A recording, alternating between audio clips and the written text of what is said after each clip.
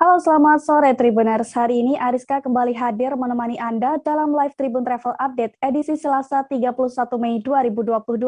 Seperti biasa, Ariska akan memberikan informasi terkait sejumlah wisata dan kuliner untuk Anda. Tentunya akan disampaikan secara langsung bersama sejumlah reporter kami yang ada di berbagai daerah. Inilah live Tribun Travel Update selengkapnya. Tribuners, pada Minggu 29 Mei 2022 kemarin, masyarakat Desa Tanah Kuning di Kecamatan Tanjung Palas Timur menggelar tradisi syukuran nelayan. Tradisi yang diadakan di pantai Tanah Kuning tersebut dilakukan dengan cara melarung hasil laut di atas miniatur perahu Tribuners. Hal ini dilakukan sebagai tanda syukur warga setempat yang mayoritas berprofesi sebagai nelayan. Kegiatan ini rencananya juga akan menjadi agenda tahunan Tribuners. Untuk mengetahui lebih detail, rekan kami Georgie Sananta Silalahi dari Tribun Kaltara akan melaporkannya untuk Anda. Silakan Georgie. Baik, selamat siang Ariska, selamat siang Tribuners. Betul, pemerintah Kabupaten Bulungan, tepatnya beberapa waktu lalu baru saja melaksanakan kegiatan syukuran nelayan para nelayan yang ada di Kecamatan Tanjung Palas Timur, Pantai Tanah Kuning.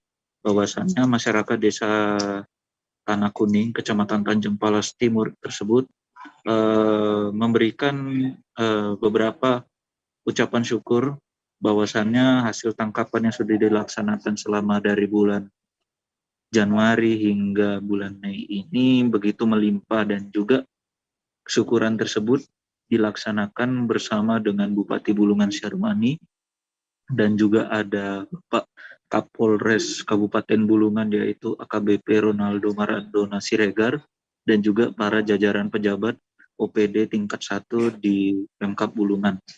Dari pantauan Tribun Kaltara beberapa waktu lalu itu kegiatan juga diikuti beberapa masyarakat dan tokoh adat setempat yang ada di Kecamatan Tanjung Palas Timur, tepatnya Desa Tanah Kuning Mangkupadi.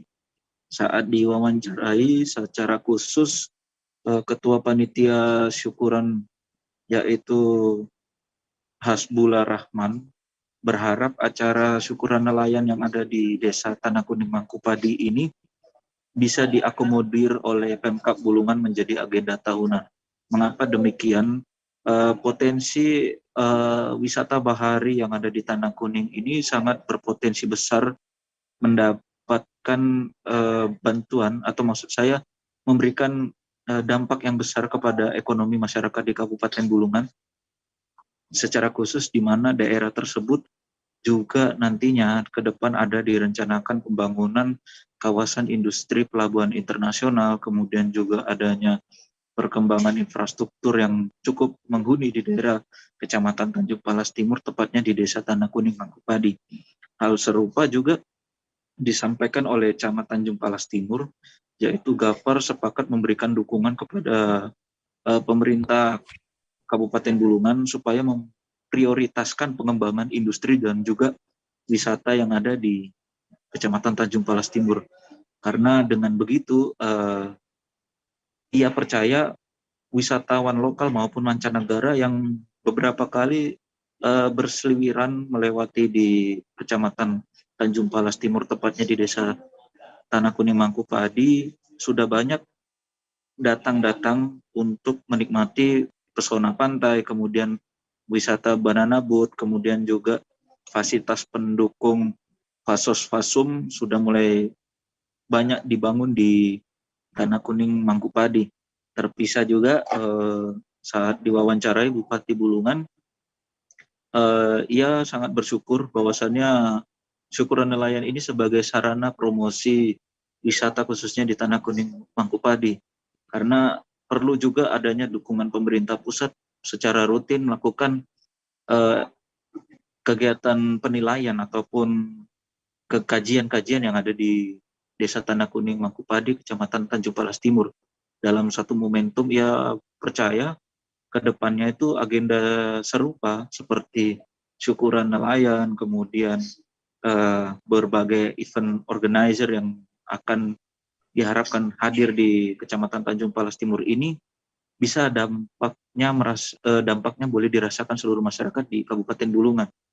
Selain itu juga tahapan-tahapan promosi yang tepatnya adanya potensi wisata di daerah tersebut boleh dilirik juga oleh orang luar negeri ataupun luar daerah, karena ada masyarakat seperti dari luar negeri seperti dari India, kemudian dari China, kemudian ada dari Arab Saudi sudah mulai berdatangan juga menikmati suasana yang ada di kawasan Kecamatan Tanjung Palas Timur, Desa Tanah Kuning Mangkupadi. Selain pantainya dan juga ada panorama alam yang begitu melimpah, dan juga yang meyakini selain beberapa waktu ke depan nanti akan beberapa fasilitas wisata akan diserahkan ke Desa Tanah Kuning Mangkupadi, seperti Menara Pandang diminta untuk lakukan perawatan oleh masyarakat sekitar.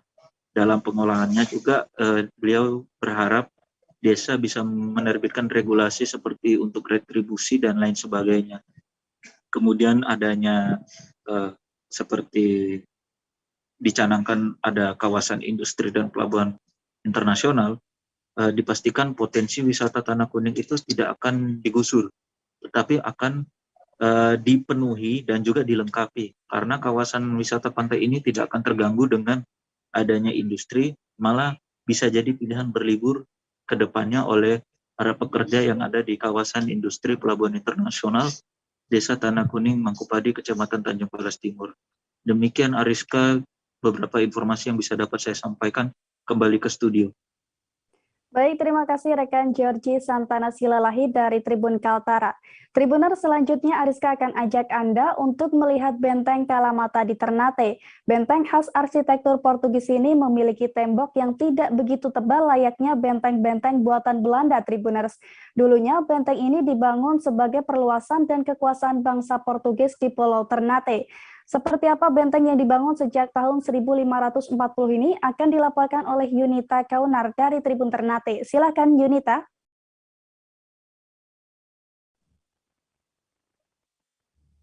Oke, terima kasih Ariska.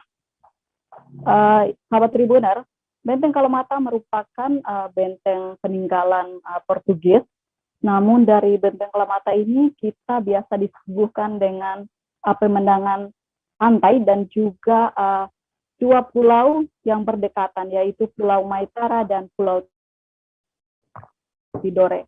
Tribuners, untuk tiba di benteng tersebut, dari titik Bandara Sultan Babula Ternate kita bisa melewati jalur darat dengan menggunakan transportasi kendaraan beroda 2 dan beroda 4. Jarak tempuh dari bandara pintu utama menuju ke Benteng Kalamata Ternate cukup dengan membayar 2.000 hingga 20.000 hingga 30.000 dengan menggunakan transportasi baik kendaraan roda 2 maupun roda 4. Ya, Ariska, untuk diketahui bahwa benteng ini masih berdiri kokoh dan hingga saat ini dijadikan sebagai spot foto dengan view laut, ya, Ariska. Untuk diketahui bahwa benteng ini memiliki ketebalan 60 cm dengan tinggi 3 meter. Di dalam benteng ini juga terdapat beberapa bangunan yang sudah tersisa bekasnya, dan ada juga jalan masuk dan tangga di dalam dari benteng tersebut. Benteng tersebut juga memiliki satu sumur tua yang hingga saat ini masih ada, namun untuk penggunaan airnya sudah tidak dapat digunakan karena sudah tidak terawat. Untuk diketahui sahabat Tribuners bahwa benteng ini berbentuk segi 4 dengan pola yang tidak teratur, dengan poligon, ya, tidak teratur. Namun benteng ini juga memiliki beberapa tempat bidikan. Jadi setiap tembok-tembok itu memiliki bidikan masing-masing, seperti itu, Ariska. Namun biasanya pada weekend tempat ini dijadikan sebagai tempat foto dan salah satu destinasi untuk wisata sejarah di Kota Ternate. Rata-rata dari benteng di Ternate, khususnya Benteng Kalamata, sebagai benteng untuk peninggalan perang saat itu penjajahan Portugis. Namun benteng ini juga dijadikan sebagai perang perdagangan ya. Jadi rata-rata benteng di Tidore benteng di Ternate tak hanya benteng Kalomata saja, namun ada beberapa benteng lain seperti benteng Castella dan juga benteng Suloko juga berada di bibir pantai dengan tujuan untuk monopoli perdagangan di saat bangsa Portugis menguasai perdagangan di kota Ternate khususnya Maluku Utara. Demikian informasi dari Ternate. Kami kembalikan ke studio Ariska. Baik, terima kasih rekan Yunita Kaunar dari Tribun Ternate. Selamat bertugas kembali. Tribuner, sejumlah jajanan jadul masih bisa ditemukan di beberapa tempat. Satu di antaranya ada gulali permen jadul di jajaran Jalan Surya Kencana Bogor, Tribuners. Permen dari bahan gula putih dan pewarna makanan ini biasanya dijual dengan berbagai bentuk yang lucu. Dan ternyata jajanan jadul ini masih banyak digemari oleh anak-anak masa kini, Tribuners. Bagaimana proses pembuatan permen jadul ini akan disampaikan oleh Siti Fauziah dari Tribun Bogor. Silahkan Siti. Ya, terima kasih rekan Ariska. Permen jadul ini memang ternyata masih sangat digemari oleh anak-anak di masa kini ya.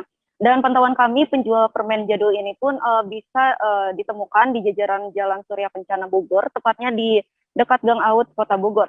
Menurut penjual gulali jadul, bahan untuk gulali sendiri hanya terbuat dari gula putih dan pewarna makanan. Dan untuk bentuknya sendiri harus dengan teknik sendiri. Dan untuk pertama, siapkan tusukan sate untuk membuat bentuk sesuai yang diinginkan. Lalu ambil gulali secukupnya untuk membentuk gambar seperti bentuk bunga, bentuk burung, raket, dan lainnya. Setelah jadi sesuai bentuk gulali pun dimasukkan ke dalam plastik bening dan diikat dengan karet gelang. Dan saat kami mencicipinya, permen jadul ini tuh memang khas dengan rasa manisnya. Dan saat gigitan pertama, permen ini pun terasa renyah dan mudah untuk dikunyah di dalam mulut. Nah, cukup merogoh 8.000 per gulali, Tribuners sudah bisa mencicipi permen jadul gulali yang mengingatkan pada masa kecil. Demikian yang dapat saya laporkan. Baik, rekan Siti Fauziah dari Tribun Bogor, terima kasih atas laporan Anda. Tribuners, Bali tak hanya menyimpan kekayaan wisata saja, melainkan ada pula ragam kearifan lokal yang bisa Anda temukan di Bali, Tribuners. Dan kali ini, Ariska akan ajak Anda untuk melihat kegiatan ekowisata di wilayah Catur Desa bersama masyarakat adat dalam Tamblingan. Seperti apa kemeriahan acaranya, kita sudah terhubung dengan rekan Arini Valentia Kusni dari Tribun Bali. Silakan Arini.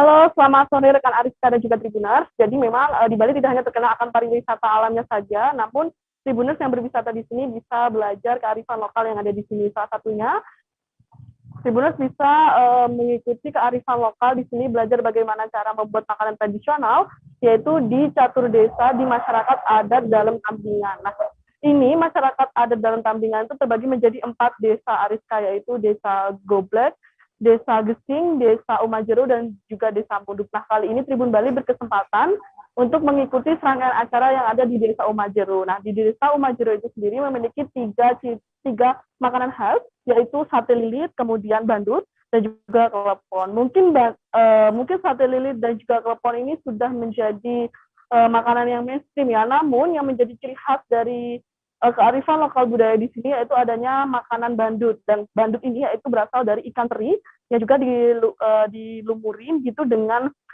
parutan kelapa dan juga dibungkus dengan daun kesisi. Nah, daun kesisinya ini bisa kita sekalian makan seperti itu rekan Ariska. Dan juga di sini kita bisa melihat bagaimana masyarakat adat dalam Tamblingan itu, tepatnya di Desa Umajero, masih menggunakan peralatan yang sederhana dan juga tradisional dalam memasak. Contohnya saja mereka menggunakan tungku atau arang, kemudian pohon kayunya itu menggunakan pohon kopi yang sudah dikembangbiakan di daerah desa adat dalam Tamblingan tersebut. Dan juga selain di sini Tribuners bisa belajar kearifan lokal, Tribuners juga bisa membeli ataupun membeli oleh-oleh yaitu keripik talas khas Desa Umajero, di mana satu keripik talasnya itu dibanderol seharga 15.000, dan ini sudah tersedia untuk wisatawan baik wisatawan domestik dan juga wisatawan mancanegara. Dan untuk diketahui bahwasannya ekowisata di masyarakat adat dalam tandingan ini diselenggarakan oleh JED, yaitu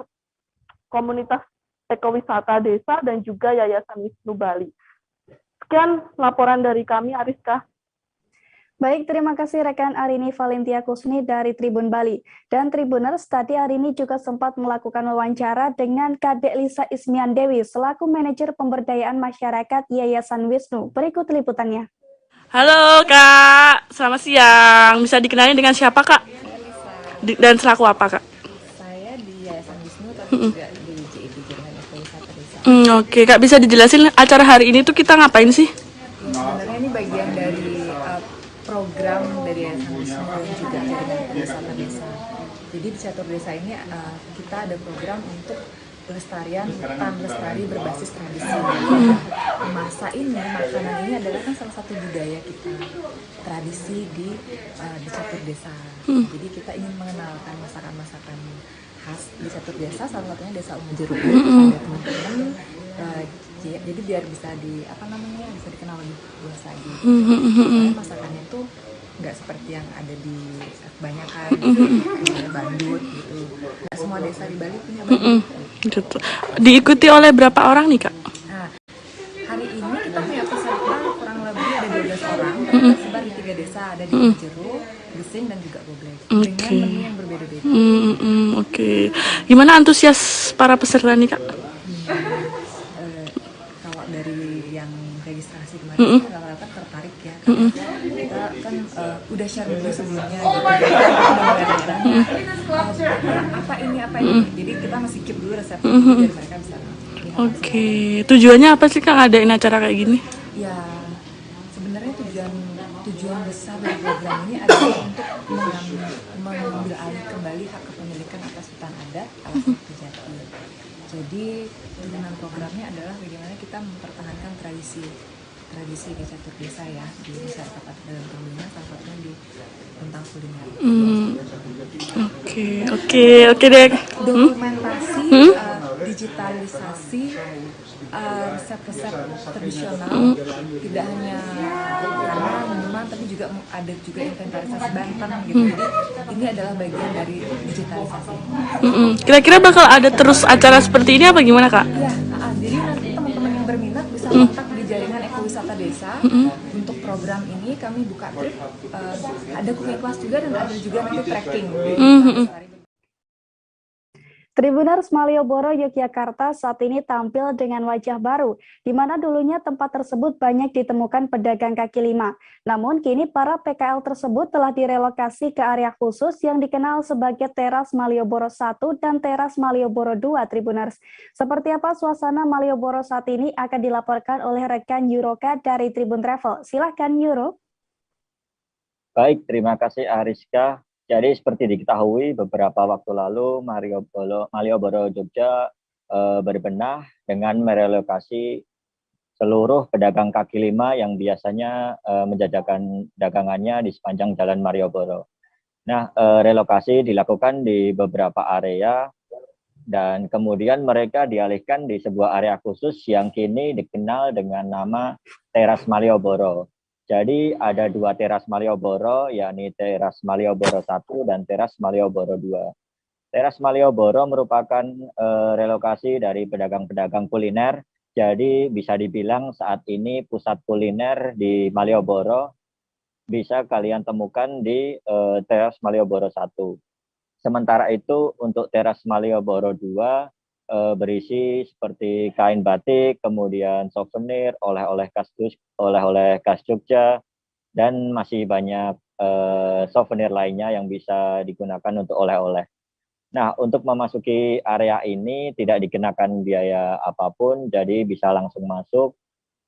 Tentunya tetap memenuhi protokol kesehatan, sedangkan untuk jam operasionalnya tergantung dari masing-masing kios, jadi tidak ada jam pasti untuk buka dan tutup. Nah, buat kalian yang sedang liburan di Jogja, tentu saja Teras Malioboro 1 dan Teras Malioboro 2 ini bisa menjadi destinasi selagi berkunjung ke kawasan Malioboro Jogja. Lokasinya masih berada di sepanjang Jalan Malioboro. Jika berangkat dari Stasiun Tugu dan juga Pelang Malioboro yang cukup populer itu, Teras Malioboro 2 berlokasi di sebelah kiri jalan, berjarak kurang lebih 50 meter dari ujung barat Jalan Malioboro, sedangkan untuk Teras Malioboro 1 berjarak sekira 200 meter dan berada di sebelah kanan jalan. Tak perlu bingung karena sudah ada penunjuk jalan yang cukup jelas untuk menuju ke dua area tersebut. Demikian yang bisa saya laporkan, Ariska. Saya kembalikan ke studio. Baik, terima kasih rekan Yuroka dari Tribun Travel. Selamat bertugas kembali. Tribuners, setelah ini kami akan kembali lagi dengan berbagai informasi wisata lainnya. Tetap bersama kami di live Tribun Travel Update. Di 6 hari Syawal itu. Oke, apa kabar Bang Ariski di sini untuk strateginya? Kalau saya sendiri di Jumit 37 ini yang semalam baru mulai, saya udah Sebenarnya aku nggak ngerasa itu penangkapan atau penggerbegan atau apapun itu. Karena gini loh, posisinya aku kriteria. Jadi kita mengenal disebut dengan stroke yang tidak berdarah dengan stroke yang berdarah.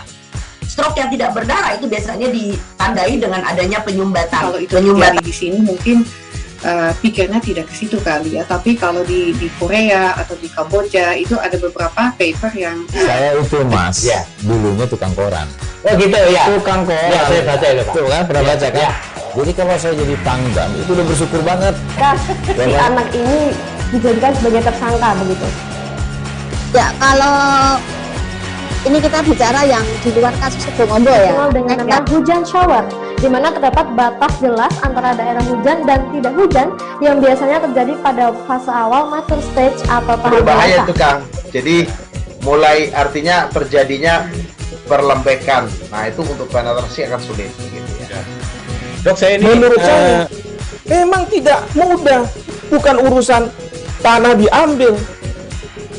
Kalau misalnya Amerika Serikat sekarang, Rasulullah mengatakan dalam sebuah hadis bahwa berpuasa di 6 hari Syawal itu.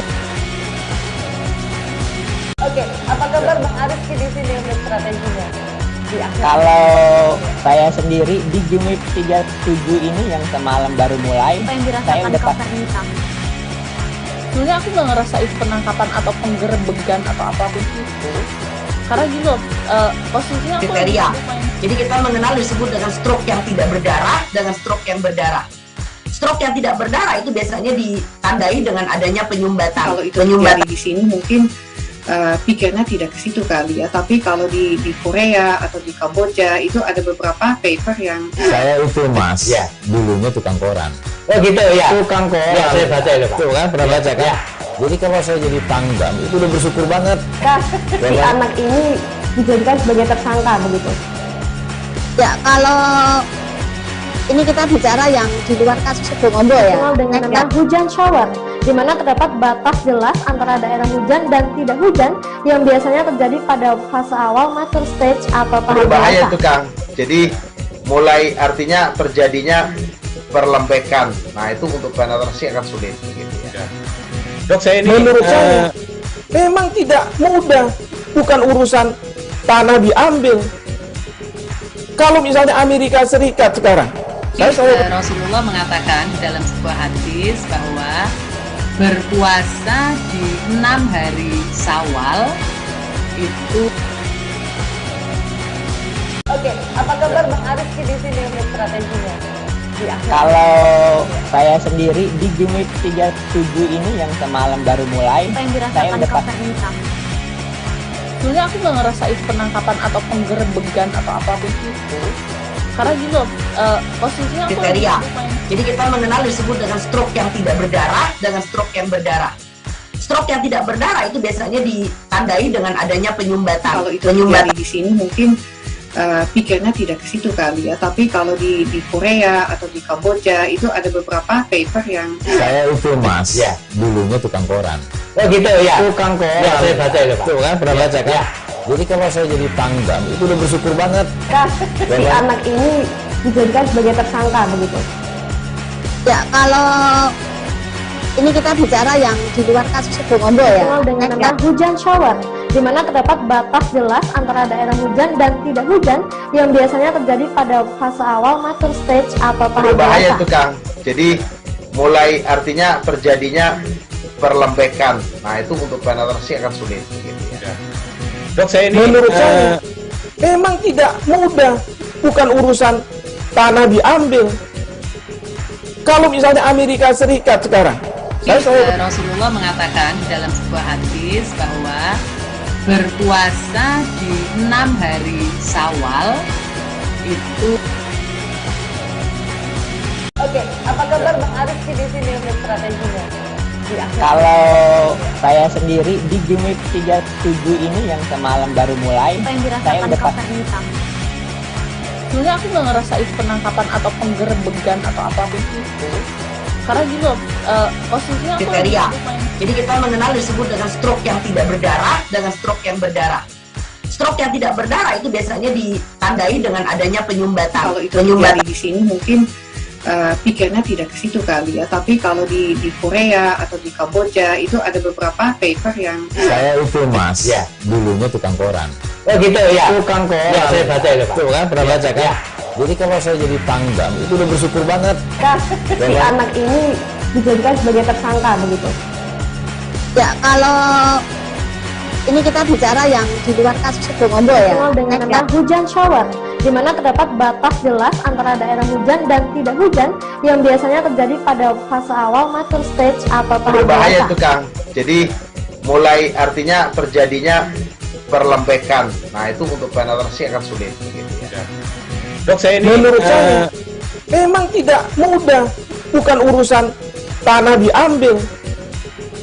Kalau misalnya Amerika Serikat sekarang, Rasulullah mengatakan dalam sebuah hadis bahwa berpuasa di 6 hari Syawal itu. Oke, apa kabar Bang Ariski di sini untuk strateginya? Kalau saya sendiri di Jumip 37 ini yang semalam baru mulai, Apa yang saya dirasakan udah Kapten Hitam? Sebenarnya aku nggak ngerasain penangkapan atau penggerebegan atau apapun itu. Karena gini loh, posisinya aku kriteria. Jadi kita mengenal disebut dengan stroke yang tidak berdarah dengan stroke yang berdarah. Stroke yang tidak berdarah itu biasanya ditandai dengan adanya penyumbatan. kalau itu terjadi di sini mungkin pikirnya tidak ke situ kali ya. Tapi kalau di Korea atau di Kamboja itu ada beberapa paper yang Saya itu Mas, dulunya tukang koran. Oh gitu ya. Tukang koran. Ya, saya baca itu Pak. Tuh kan, pernah baca kan? Jadi kalau saya jadi tanggam, itu udah bersyukur banget. si anak ini dijadikan sebagai tersangka begitu. Ya kalau ini kita bicara yang di luar kasus Sebongombo ya. Dengan nama hujan shower, di mana terdapat batas jelas antara daerah hujan dan tidak hujan yang biasanya terjadi pada fase awal mature stage atau tahap berbahaya dewasa. itu Kang. Jadi mulai artinya terjadinya perlembekan. Nah itu untuk penetrasi akan sulit. Gitu ya. Dok, saya ini menurut saya memang tidak mudah, bukan urusan tanah diambil. Kalau misalnya Amerika Serikat sekarang, Rasulullah mengatakan dalam sebuah hadis bahwa berpuasa di 6 hari Syawal itu. Oke, apa kabar Bang Ariski di sini untuk strateginya? Kalau saya sendiri di Jumip 37 ini yang semalam baru mulai, Apa yang saya dirasakan udah Kapten Hitam? Sebenarnya aku nggak ngerasain penangkapan atau penggerebegan atau apapun itu. Karena gini loh, posisinya aku kriteria. Jadi kita mengenal disebut dengan stroke yang tidak berdarah dengan stroke yang berdarah. Stroke yang tidak berdarah itu biasanya ditandai dengan adanya penyumbatan. kalau itu terjadi di sini mungkin pikirnya tidak ke situ kali ya. Tapi kalau di Korea atau di Kamboja itu ada beberapa paper yang Saya itu Mas, dulunya tukang koran. Oh gitu ya. Tukang koran. Ya, saya baca itu Pak. Tuh kan, pernah baca kan? Jadi kalau saya jadi tanggam, itu udah bersyukur banget. si anak ini dijadikan sebagai tersangka begitu. Ya kalau ini kita bicara yang di luar kasus Sebongombo ya. Dengan nama hujan shower, di mana terdapat batas jelas antara daerah hujan dan tidak hujan yang biasanya terjadi pada fase awal mature stage atau tahap Berbahaya dewasa. itu Kang. Jadi mulai artinya terjadinya perlembekan. Nah itu untuk penetrasi akan sulit gitu ya. Dok, saya ini menurut saya memang tidak mudah, bukan urusan tanah diambil. Kalau misalnya Amerika Serikat sekarang, Rasulullah mengatakan dalam sebuah hadis bahwa berpuasa di 6 hari Syawal itu. Oke, apa kabar Bang Ariski di sini untuk strateginya? Kalau saya sendiri di Jumip 37 ini yang semalam baru mulai, saya udah Sebenarnya aku nggak ngerasain penangkapan atau penggerbegan atau apapun itu. Karena gini loh, posisinya aku kriteria. Jadi kita mengenal disebut dengan stroke yang tidak berdarah dengan stroke yang berdarah. Stroke yang tidak berdarah itu biasanya ditandai dengan adanya penyumbatan. Kalau itu terjadi di sini mungkin pikirnya tidak ke situ kali ya, tapi kalau di Korea atau di Kamboja itu ada beberapa paper yang saya itu mas, ya, dulunya tukang koran. Oh gitu ya, tukang koran. Ya, saya baca itu Pak. Tuh kan, pernah baca kan? Ya. Jadi kalau saya jadi pangdam itu udah bersyukur banget. Si anak ini dijadikan sebagai tersangka begitu. Ya kalau ini kita bicara yang di luar kasus Sebongombo ya. Dengan nama hujan shower, di mana terdapat batas jelas. Terima kasih Tribuners, Anda masih bersama kami di live Tribun Travel Update. Tribuners, pemandian Aiknyet Sasaot, Desa Buwun Sejati, Kecamatan Narmada masuk dalam 50 besar ADWI 2022. Pemandian Aiknyet ini berada di dalam hutan lindung Sasaot, Tribuners. Saat berada di sini, Anda akan disuguhkan dengan pemandangan landscape pepohonan mahoni yang menjulang hingga ketinggian 15 meter. Dan di bawah pohon tersebut, Anda bisa menemukan sejumlah pedagang kuliner dan juga spot kemah, Tribuners. Bagaimana suasana di sana? Kita sudah terhubung dengan Robian Abel Ramdon dari Tribun Lombok. Silahkan Robian. Ya, terima kasih rekan Ariska. Benar, itu adalah pemandian Aiknyet di Desa Sasaot. Pemandian itu belakangan masuk dalam 50 besar ADWI. Namun penilaian masih akan dilangsungkan pada hingga Desember nanti. Jadi pemandian ini bersaing dengan desa-desa yang ada di Indonesia untuk merebutkan juara 1 sebagai desa pariwisata terbaik di Indonesia. Nah, pemandian ini atau kawasan hutan lindung Sasaot memiliki luas hampir 100 hektar lebih. Nah, salah satu objek wisata yang berada dalam hutan lindung Sasaot ini yaitu adalah Aiknyet ini tadi. Aiknyet ini berasal dari mata air yang dimana mata air ini juga terhubung dengan dengan Gunung Rinjani. Jadi air yang mengalir dari hutan tersebut memang segar sekali dan masyarakat lokal banyak memanfaatkan air itu untuk melakukan wisata baik untuk mandi, keramas, sikat gigi, bahkan sebagian masyarakat meminum air yang berasal dari mata air karena memang aman untuk diminum. Nah, di samping itu, air ini juga dipercaya dapat menyembuhkan penyakit, baik penyakit kulit dan penyakit dalam lainnya. Karena itu, setiap akhir pekan, kawasan ini selalu ramai dikunjungi oleh masyarakat. Dan di samping itu, akses untuk masuk ke Aiknyet ini terbilang terjangkau karena untuk tiketnya itu hanya dengan harga 5.000 dan untuk biaya parkir 5.000 saja. Nah, ada juga sejumlah kuliner, antara lain ikan bakar, nasi campur, jagung bakar, itu rentang harganya mulai dari 50.000, 25.000-an hingga 30.000-an.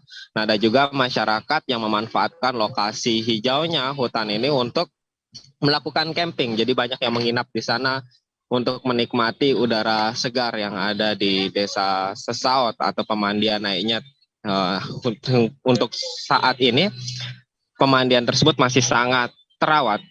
Jadi masyarakat sekitar, BUMDes maupun kelompok wisata yang menjaga tempat tersebut bahu-membahu untuk terus merawat, membangun fasilitas penunjang agar wisatawan bisa menikmati liburannya dengan nyaman dan lengkap. Begitu rekan Ariska. Baik, terima kasih rekan Robian Abel Ramdon dari Tribun Lombok. Tribuners, selanjutnya kita akan menuju ke Malang. Di sana ada pelukis yang menggunakan media unik dan berbeda dengan pelukis pada umumnya, Tribuners, yakni menggunakan goni.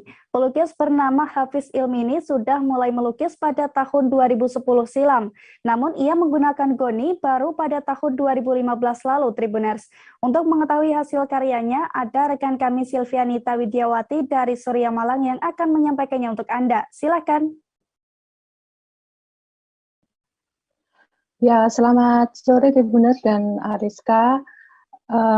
Di Malang ada pelukis yang unik, namanya Hafiz Ilmi, dan dia memutuskan menjadi pelukis unik karena supaya beda dari teman-teman pelukis lainnya. Dia memutuskan memakai karung goni sebagai media untuk melukis.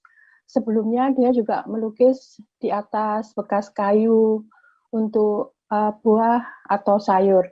Namun ternyata hasilnya kurang maksimal, dan suatu hari dia tuh jalan-jalan ke pasar dan menemukan bahwa karung goni itu memiliki pesona sendiri untuk dijadikan media lukis.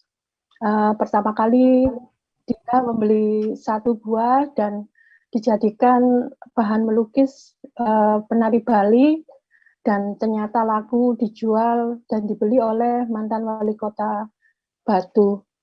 Dan saat ini dia tetap fokus di media itu, dan selain melukis untuk, dia juga melukis untuk pesanan berupa tas. Untuk membuat lukisan di atas karung goni itu memang butuh cat yang cukup banyak karena bahannya menyerap. Namun ini juga menjadi keasikan sendiri karena bertahan warnanya. Bahkan dia pernah mencoba untuk meriset dengan menjemur di bawah mentari selama 3 hari, bahkan sempat diberi air 1 ember, ternyata warnanya tetap tidak memudar.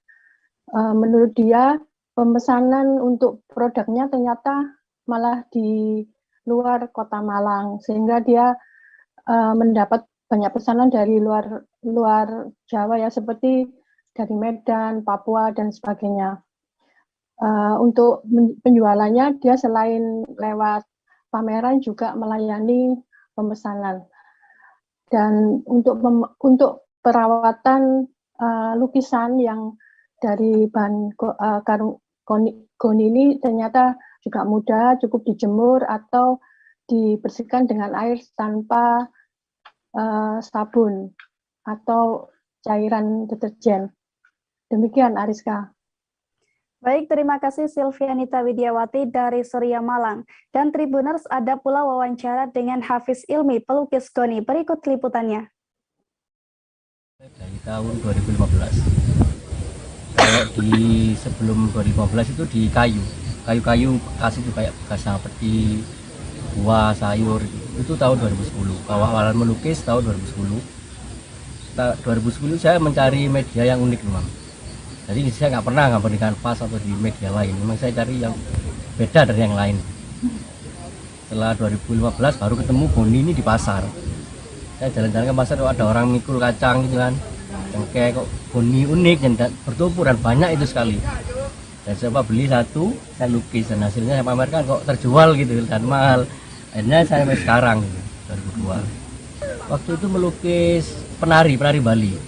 Pertama kali saya melukis penari Bali, dibeli wali kota Batu yang dulu Pak Edi. Waktu itu dipamerkan juga di komunitas di Akar Rasa di Batu, di balai kota. Nah, mulai dari awal saya memang dilukis. Kalau tas baru-baru ini sih baru 1 tahunan ini lah. Itu nggak sampai 6 bulanan lah. Itu pun permintaan konsumen. Jadi ada orang minta bikinin tas tapi dari goni dilukis gitu. Baru saya coba itu. Sebenarnya nggak pernah bikin tas sih. Baru kali ini. Lukisnya udah. Kesulitannya banyak sih sebenarnya. Tapi tergantung kita kan lebih menyiasatinya gimana. Jadi kalau kesulitannya kadang setiap goni nggak ada yang utuh. Kadang ada yang bekas gancu, ada yang sobek. Jadi harus pintar-pintar milih, kalau enggak dilapisi lagi, dikasih koin goni lagi di kayak kolase gitu. Tribuners, berkunjung ke Korea Selatan merupakan impian banyak orang. Kecantikan setiap sudut negeri gingseng itu menjadi daya tarik tersendiri bagi para pecinta budaya Korea Selatan, Tribuners. Namun bila belum bisa berkunjung ke sana, di Cilacap ada satu destinasi wisata yang menawarkan suasana ala Korea Selatan. Namanya Taman Pesona Rengganis, Tribuners. Seperti apa keindahan di sana? Ada rekan kami Pinky Anggraini dari Tribun Jateng yang akan melaporkannya untuk Anda. Silakan Pinky. Baik, selamat sore Tribuners dan Ariska.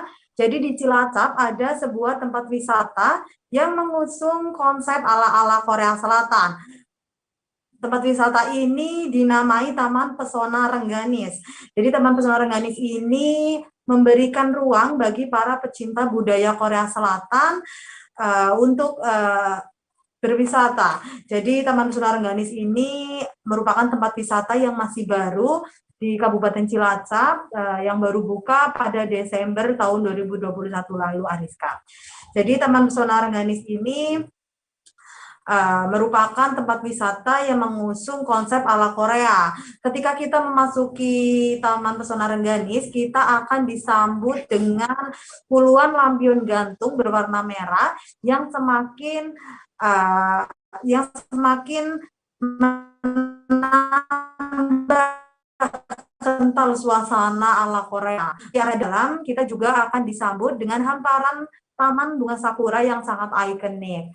Selain itu, di sini juga banyak terdapat bangunan-bangunan berwarna merah sebagai ciri khas Korea Selatan. Di sini dapat bersuah foto dengan background bangunan-bangunan khas Korea Selatan. Salah satunya yaitu ada Hanok View House yang digunakan sebagai ikon dari Taman Pesona Rengganis ini. Jadi Hanok View House ini merupakan bangunan kokoh berwarna merah yang dibangun layaknya seperti Bucheon Hanok Village yang ada di Korea Selatan, Ariska. Saya perlu bersuah foto di Hanok View House ini sebagai latar belakangnya ketika bersuah.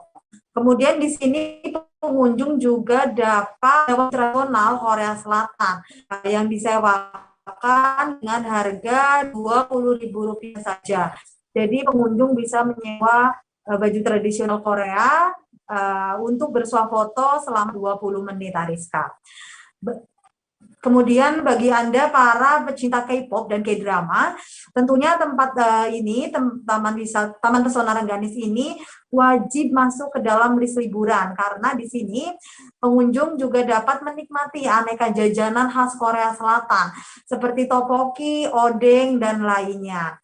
Di sini terpajang pula beberapa poster dari aktor Korea Selatan yang dapat dijadikan sebagai background untuk pengunjung bersuah foto. Baik Ariska dan Tribuners, untuk dapat menikmati suasana khas Korea Selatan di Taman Pesona Rengganis di Cilacap ini, pengunjung cukup merogoh kocek sebesar Rp15.000. Dan sebagai informasi, Taman Pesona Rengganis ini buka setiap hari mulai pukul 8 pagi hingga pukul 5 sore, Ariska. Baik, terima kasih rekan Pinky Anggraini dari Tribun Jateng. Selamat bertugas kembali. Kita menuju ke informasi selanjutnya, Tribuners. Film KKN di Desa Penari berhasil menyita perhatian publik dalam beberapa waktu belakangan. Selain ceritanya, lokasi syuting film horor tersebut juga menjadi sorotan, Tribuners. Salah satunya wisata Batu Kapal di Pedukuhan Kelenggotan, Kelurahan Sri Mulyo, Kapanewon atau Kecamatan Piungan, Bantul, Yogyakarta. Pasalnya, lokasi ini dipilih sebagai tempat syuting film KKN di Desa Penari lantaran suasana di sana sangat mendukung. Wisata Batu Kapal ini seperti hutan dengan suasana yang rimbun, sungai berbatu, dan air yang jernih, Tribuners. Diketahui sebelumnya, wisata Batu Kapal ini dulu sangat kotor dan tidak terawat. Namun pada April 2020 lalu, warga sekitar bergotong royong membersihkan tempat tersebut dan kemudian dibuka untuk umum. Awalnya, wisatawan yang datang ke sana adalah rombongan dari para pesepeda yang ingin melepas lelah. Sembari beristirahat di wisata baru kapal ini, rombongan tersebut juga berfoto-foto dan diunggah dalam media sosial masing-masing. Sejak saat itu, wisata batu kapal semakin banyak dikenal oleh wisatawan. Bahkan pada bulan Juni 2020 silam, ada puluhan ribu orang yang datang ke wisata batu kapal ini, Tribuners. Selain menawarkan pemandangan alam yang masih asri, batu kapal juga menyediakan desa susur Sungai Opak, Tribuners. Warga setempat juga menyediakan gazebo dan 22 lapak yang menyediakan berbagai macam menu.